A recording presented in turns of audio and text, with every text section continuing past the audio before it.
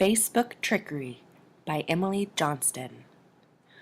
One of the earliest documented cases of trickery and tomfoolery happened to be in the 1400s with a monk, yes, a man of the cloth, named Thomas Beston. He took an apple, drilled a small hole, and placed a beetle into that apple. The result? The apple rocked back and forth, and he managed to convince his fellow monks that it was possessed. Yep, the joke is on you, you trusting monks.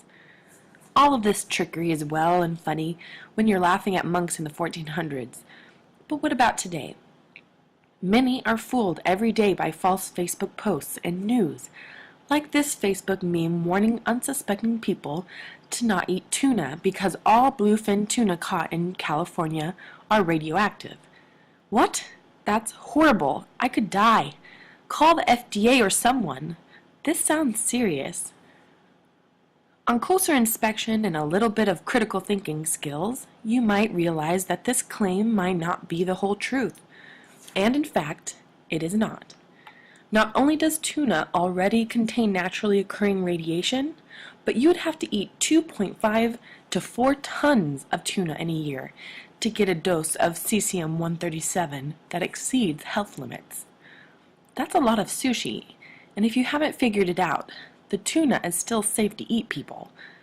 So, with all the information and misinformation on Facebook and people's trickery, how can I be smarter on Facebook? This is a great question. Let's take a look at 3 things that all of us can do before we believe what we read on Facebook. Number 1, take time to Google it. Sounds obvious because it is. It isn't even that hard. Go and see what reputable sources are saying. Number 2, put on your critical thinking cap if you have one. You might need to get one somewhere. And for those of you who don't know what a critical thinking cap is, it's a state of deep thought where you use critical thinking skills. And lastly, if it sounds crazy, dig a little deeper, because it probably is.